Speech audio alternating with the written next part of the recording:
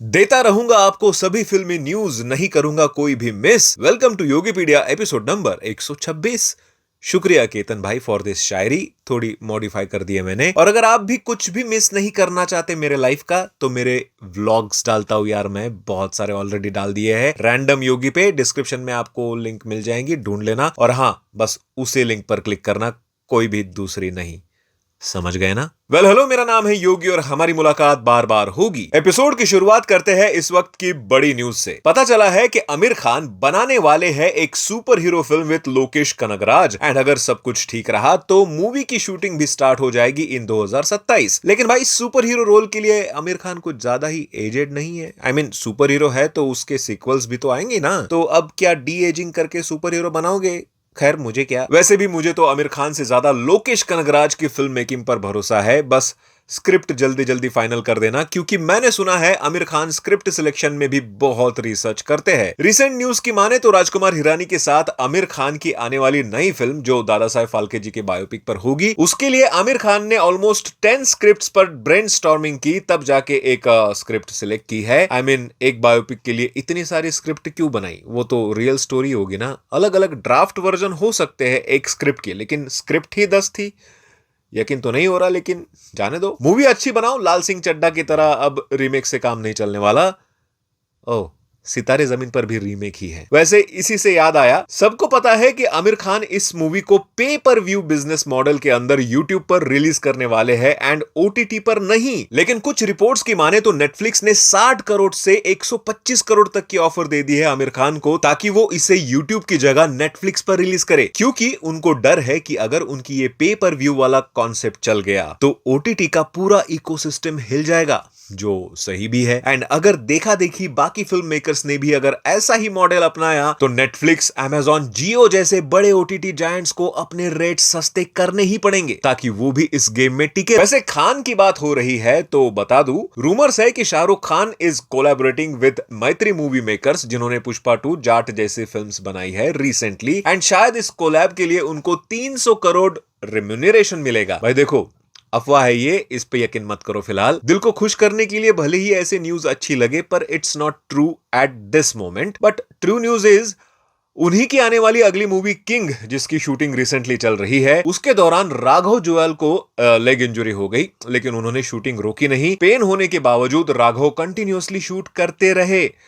What a dedication, man. Future बहुत bright होने वाला है इस लड़के का। And I hope Siddharth Anand, जो इस मूवी के डायरेक्टर है, ऐसे डेडिकेशन से खुश तो बहुत हो गए।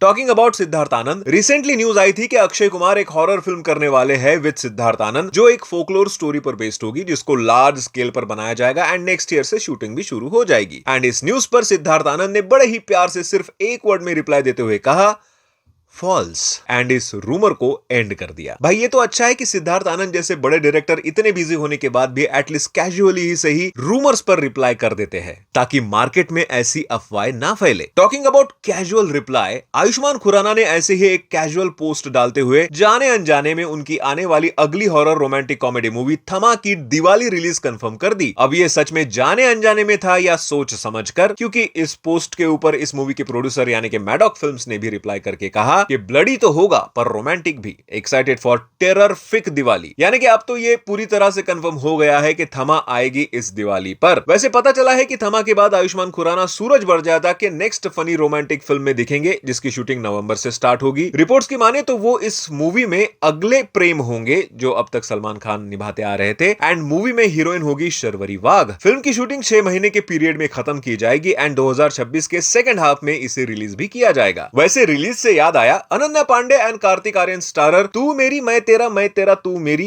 की रिलीज डेट फाइनल हो गई है, विच इज 13 फरवरी 2026, यानी कि वैलेंटाइन वीक के वक्त। सही है, निब्बा निब्बियों के मजे होने वाले।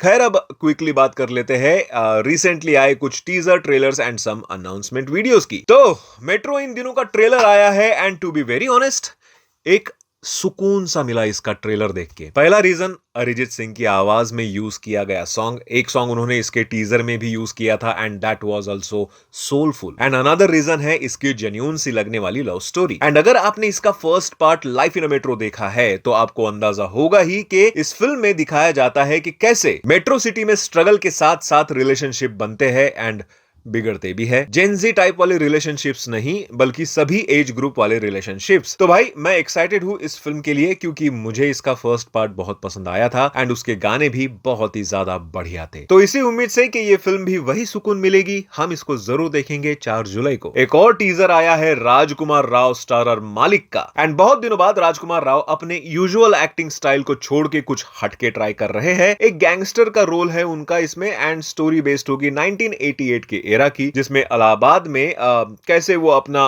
धौंस जमाते हैं एंड मालिक बनते हैं। देखो टीजर इज नाइस एंड राजकुमार राव के एक्टिंग पर भी पूरा भरोसा है, बस पता नहीं क्यों ये गैंगस्टर वाले रोल में उनका वो पूरा कन्विक्शन नहीं लग रहा है। बाकी जब इसका ट्रेलर आएगा तो और थोड़ी क्लैरिटी हमें मिलेगी, बट फिलहाल ज्यादा जज नहीं करेंगे। वैसे मूवी आ रही है 11 जुलाई को थिएटर्स में। वैसे 11 जुलाई को एक और मूवी आ रही है विक्रांत मैसी एंड शनन्या कपूर स्टारर, क्या नाम था, आंखों की गुस्ताखिया, जिसका रिसेंटली टीजर आया है। यार एक तो ये बंदा रिटायरमेंट के नाम पर जो उल्लू बना रहा है ना, जाने दो, मैं बोलूंगा तो विवाद हो जाएगा। खैर मूवी को म्यूजिक दिया है विशाल मिश्रा ने एंड स्टोरी होगी रोमांटिक ड्रामा, जिसमें दोनों लीड हीरो हीरोइन शायद ब्लाइंड है या उनमें से कोई एक ब्लाइंड है और दूसरा उसके लिए ब्लाइंड होगा, पता नहीं। ऐसा तो मैंने इसके पहले सिर्फ महाभारत में देखा था गांधारी को करते हुए धृतराष्ट्र जी के लिए, और अब ये आए हैं मॉडर्न धृतराष्ट्र एंड गांधारी बनकर। खैर ज्यादा जज नहीं करते, ट्रेलर देखने के बाद थोड़ा बेटर आइडिया आ ही जाएगा कि क्या है स्टोरी लाइन में। Talking about Vikrant Massey, Ramayana movie से रिलेटेड एक इमेज काफी वायरल हो रही है, जिसमें हमें इस